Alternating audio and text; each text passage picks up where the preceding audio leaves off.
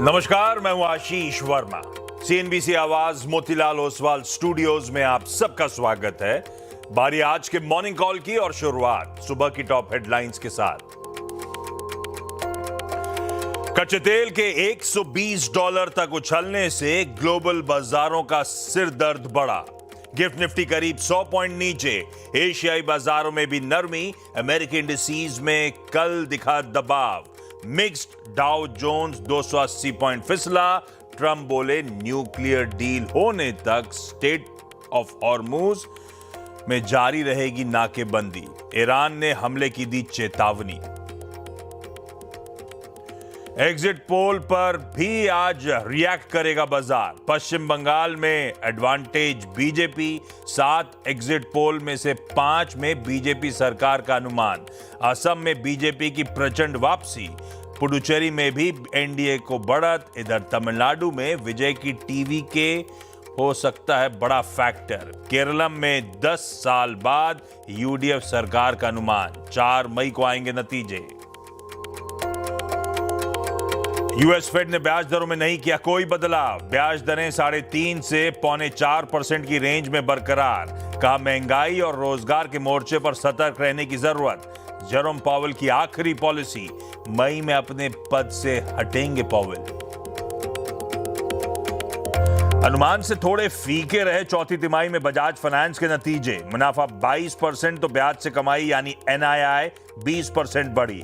दोनों आंकड़े उम्मीद से रहे थोड़े कम। एयूएम में दिखी 22% की बढ़त। वहीं बजाज ऑटो के एमडी राजीव बजाज कंपनी के बोर्ड से हटेंगे।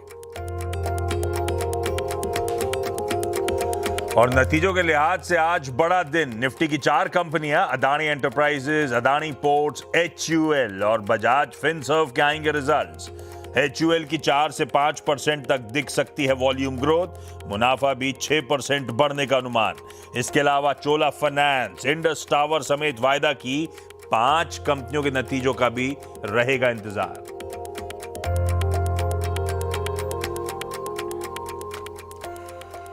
चलिए, गुरुवार की सुबह और आज है इस मंथ अप्रैल का आखिरी गुरुवार और आज करनी है हमें बीएसई के सभी मंथली कॉन्ट्रैक्ट्स की एक्सपायरी की तैयारी। सेंसेक्स, बैंक एक्स, सेंसेक्स 50 वगैरह वगैरह। तो इंपॉर्टेंट सेशन सामने खड़ा हुआ है।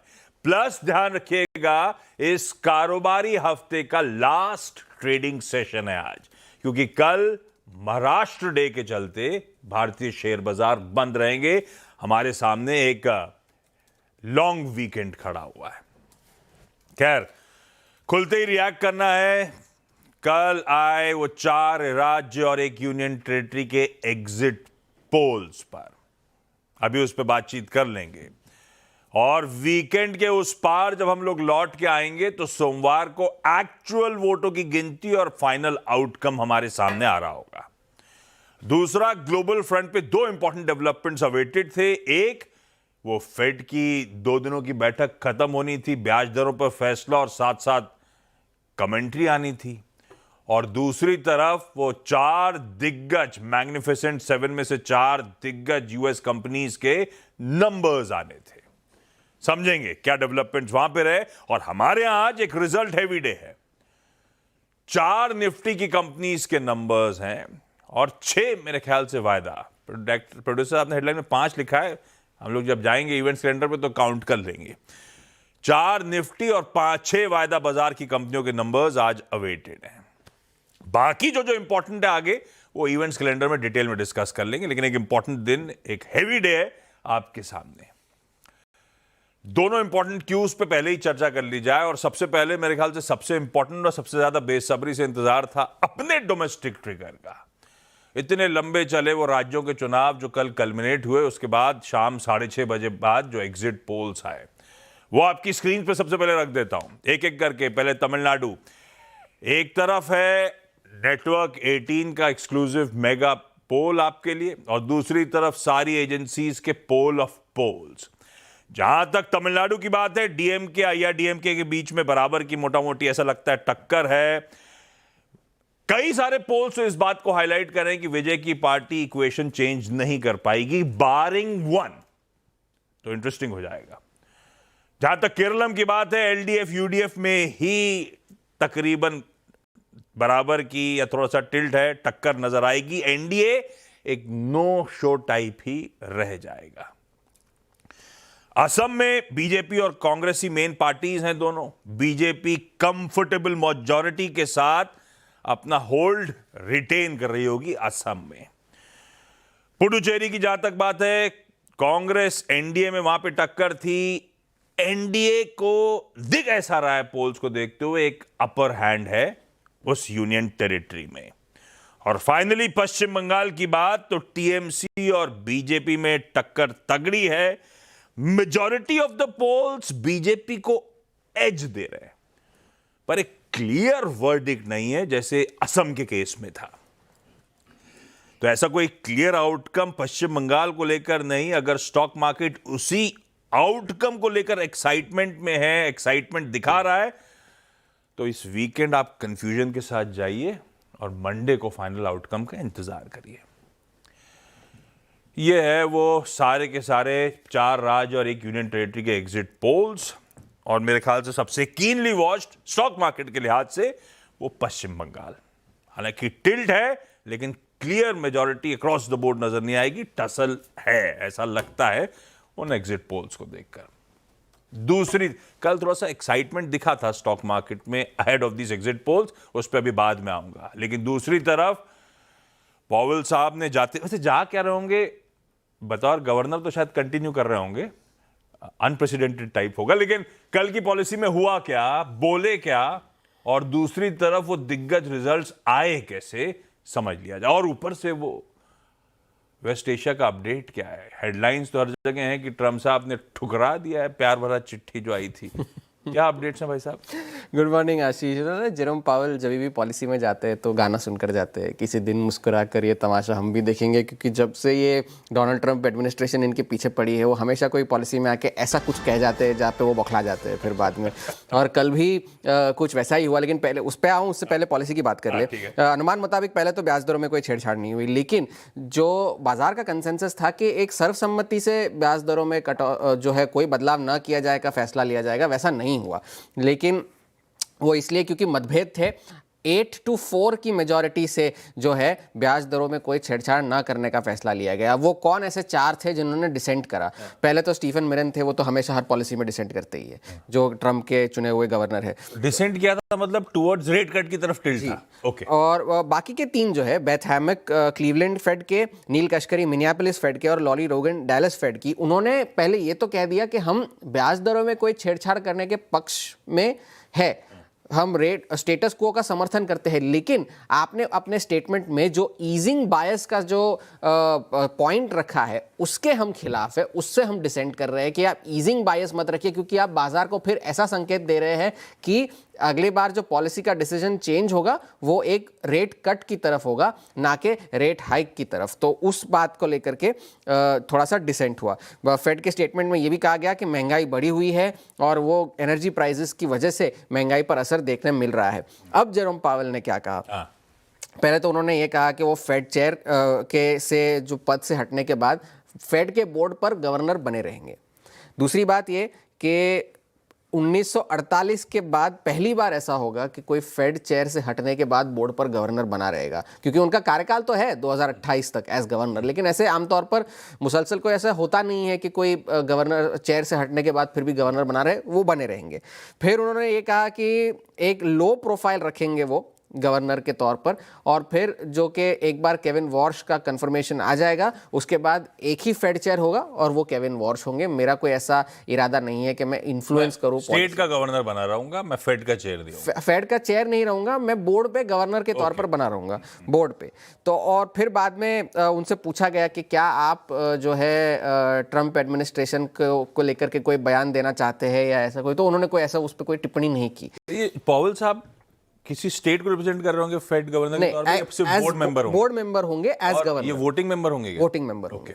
तो फिर उस बात को लेकर के फिर जो है ट्रंप एडमिनिस्ट्रेशन थोड़ा सा बौखला गया, क्योंकि फिर डोनाल्ड ट्रंप ने ट्रूथ सोशल पर लिख दिया कि जेरोम पावेल को कहीं और नौकरी नहीं मिल सकती, कोई उन्हें चाहता नहीं है, इसलिए वो अभी भी इस तरह की हरकतें कर रहे हैं। और स्कॉट बेसेंट ने भी ये कहा कि एक फेड नॉर्म्स का वायलेशन है और केविन वॉर्श के लिए एक बड़े अपमान की बात है कि वो फेड गवर्नर के तौर पर बने रहेंगे। अब केविन वॉर्श की बात निकली है तो कल उन्हें सेनेट बैंकिंग कमेटी की तरफ से जो है कंफर्मेशन मिल गया, लेकिन पहली बार ऐसा हुआ कि एक पूरी तरह से पार्टिसन वोट जो है उनको मिला है। सभी 13 रिपब्लिकन्स ने उनके फेवर में और सभी 11 डेमोक्रेट्स ने उनके खिलाफ जो है वोट दिए थे। अब आखिरी जो वोट होगा वो सेनेट में होगा उनके कंफर्मेशन के लिए, जो कि रिपब्लिकन्स के कंट्रोल में है, तो लगभग उनका कंफर्मेशन तय ही है। कल बिग टेक के नतीजे आए, सभी 4 कंपनियों के नतीजे अनुमान से बेहतर थे। वो तो चलिए मान लीजिए कि वो रेवेन्यू और ईपीएस के जो है वो अनुमान से बेहतर थे, लेकिन 2 बड़े टेकअवेज थे। पहला तो ये कि अल्फाबेट और मेटा दोनों ने अपनी केपेक्स गाइडेंस को बढ़ाया है।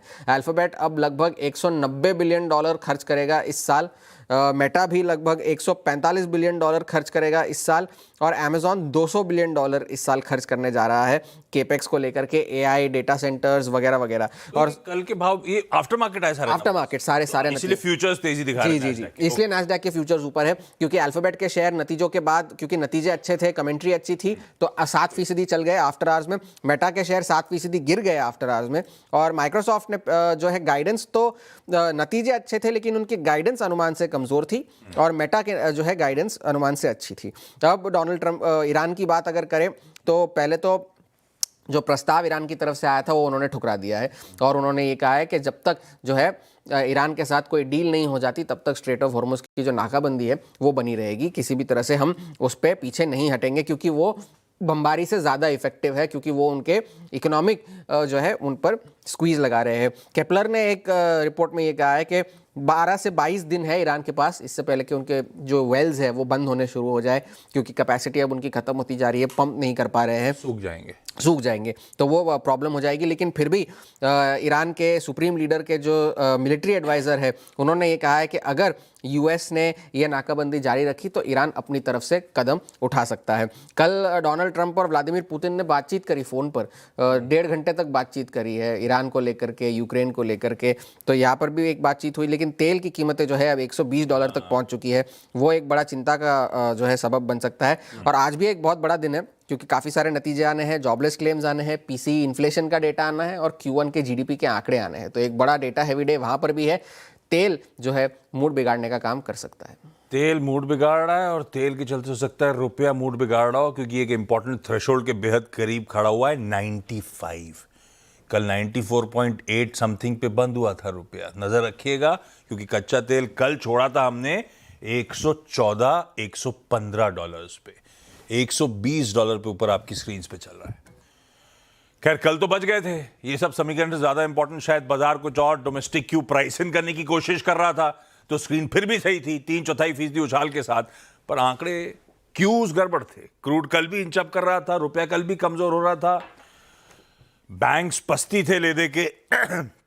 ऐसे में वीरू एक लॉन्ग वीकेंड सामने खड़ा हुआ है, कंसर्न्स माउंट हो रहे हैं कच्चे तेल के फ्रंट पे, और आई एम श्योर फिर पूरे एशिया की करेंसीज, हमारी अकेली क्या, सबके लिए सरदर्द बढ़ता ही चले जा रहा है। क्या अप्रोच रखूं निफ्टी पे और निफ्टी बैंक पे? देखिए आशीष, गुड मॉर्निंग। पहले तो कल इंडेक्स ने वो पॉलिटिकल इक्वेशन और उसका guesswork, high voting turnout, उसका पूरा का पूरा प्रीमियम मेरे ख्याल से दे दिया है ना। 345-320 जो भी स्विंग हाई था, उसके बाद क्रूड स्टोरी ने प्ले करना शुरू किया। जैसे कि आपने बताया कि अभी कोई क्लियर सेंस नहीं मिल रहा है एग्जिट पोल में बंगाल को लेकर, तो वो एडवांटेज आज गिफ्ट निफ्टी के पास नहीं है, बाजार के पास नहीं है। और ऊपर से ये दो अगर आप देखें तो समीकरण, क्रूड और रुपी, और एक और चीज़ आशीष, कल की छुट्टी, I think it's a deadly combination आशीष।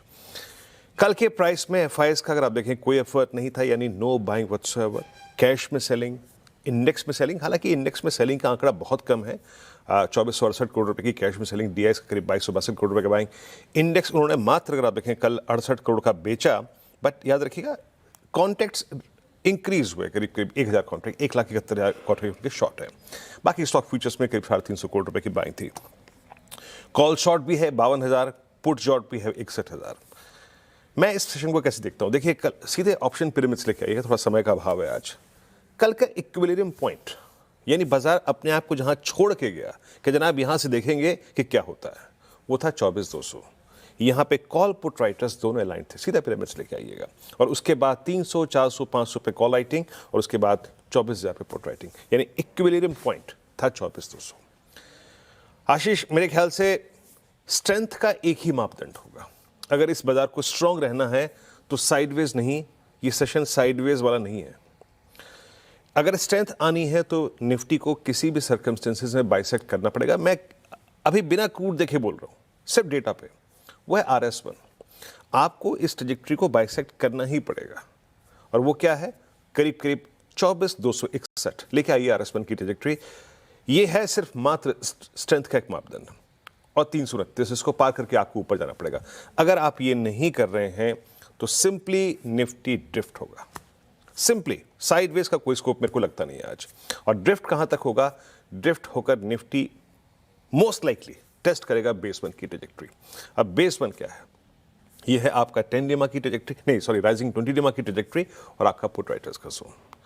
और जिस डेडली कॉम्बिनेशन की बात कर रहा हूं मैं आशीष, आई मीन क्रूड, कल की छुट्टी, रुपी, अगर ये वायलेट होता है तो निफ्टी पॉइज्ड है 23,909, 841 और 777 के लिए। साइडवेज मूवमेंट का कोई स्कोप नहीं है सेशन के लिए। ये रही निफ्टी की बात। और निफ्टी बैंक, जो कि कल भी जैसे कि मैंने कहा था कि ये स्थिर कैंडिडेट नहीं है, ये 55, 800, 56,000, 56,100 जब तक ऊपर उसके ऊपर नहीं जाएगा स्टेबल नहीं होगा। ये किसी भी सर्कमस्टेंसेस में एक डिसेंट इंडेक्स नहीं है टू गो लॉन्ग। ये कोलैप्स होगा और हुआ भी। एक चीज देखिए बड़ी इंटरेस्टिंग है, 56,000 पे इसका इक्विलिब्रियम पॉइंट था, यानी कॉल पुट राइटर्स इक्वल मात्रा में अलाइन थे। लेकिन हो क्या रहा है, प्राइस नेगेटिवली डेविएट कर चुका है इस पॉइंट से, यानी बाजार धीरे धीरे अपने ऑप्शन राइटर्स के जोन से नीचे आ चुका है। यानी निफ्टी बैंक लेवल्स लेके आइएगा स्क्रीन पे प्लीज जरा। देखिए रेजिस्टेंस है, हुआ क्या, अब जो पहले रेजिस्टेंस था 55,800 पे, अब वो ड्रिफ्ट होकर 55,531 पे आ गया, 741 पे आ गया है। ये मैंने इसको इसलिए किया कि अगर ये इस ट्रेजेक्ट्री के नीचे है तो it's a typical sell and rise candidate, sell candidate.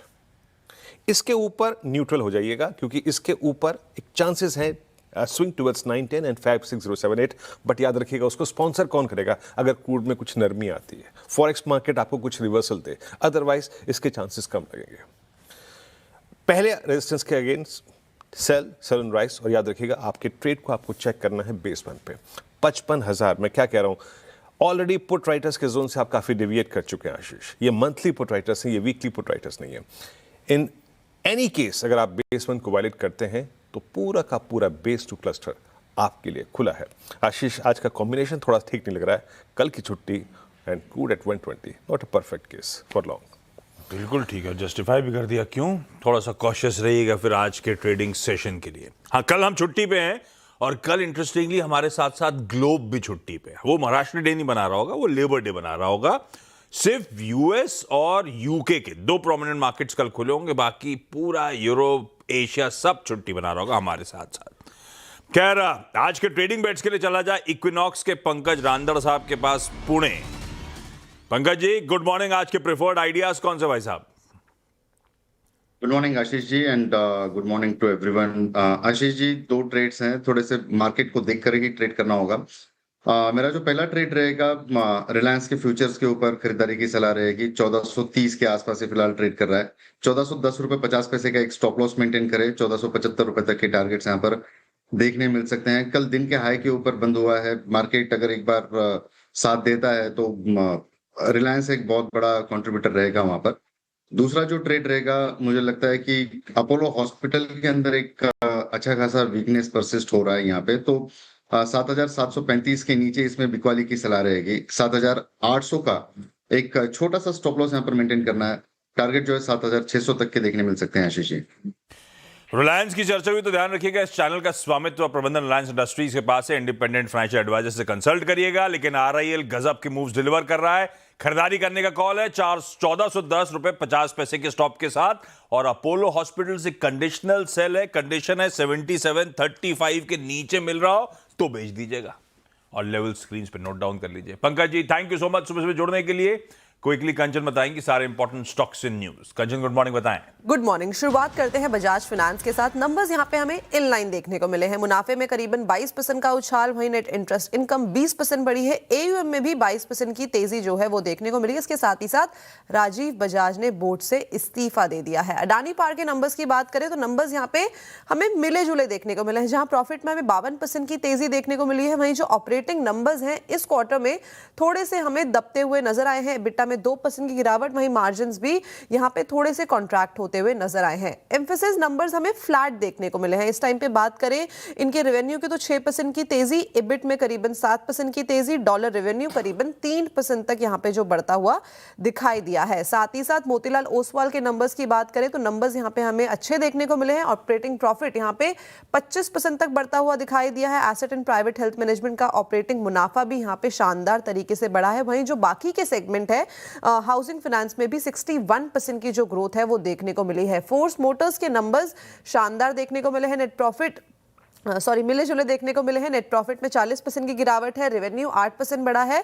और अगर हम बात करें मार्जिन्स की तो ये हमें 230 बेसिस पॉइंट्स तक बढ़ते हुए नजर आए हैं। नवीन फ्लोरिन नेट प्रॉफिट यहाँ पे शानदार तरीके से बढ़ता हुआ नजर आया, 213 करोड़ पे नंबर रजिस्टर हुआ है। EBITDA में शानदार तेजी, मार्जिन यहाँ पे 34% पे जो उभर के आए हैं। वहीं सिंजीन इंटरनेशनल के नंबर्स की बात करें तो नंबर्स यहाँ पे पस्त देखने को मिले हैं। प्रॉफिट 20% गिरा है, वहीं EBITDA में भी करीबन 12% की गिरावट है। फोर्स मोटर वगैरह में मुनाफा जो गिर रहा है क्योंकि पिछले साल इसी क्वार्टर में एक्सेप्शनल्स थे, कई सारे रिजल्ट्स में ऐसा है, तो मुनाफे से अच्छा है आप ऑपरेटिंग प्रॉफिट, मार्जिन्स वगैरह पे नजर रखिएगा। खैर वो टॉप 20 पे जाएंगे तो इन सब की बारीकियों पे बातचीत हो जाएगी।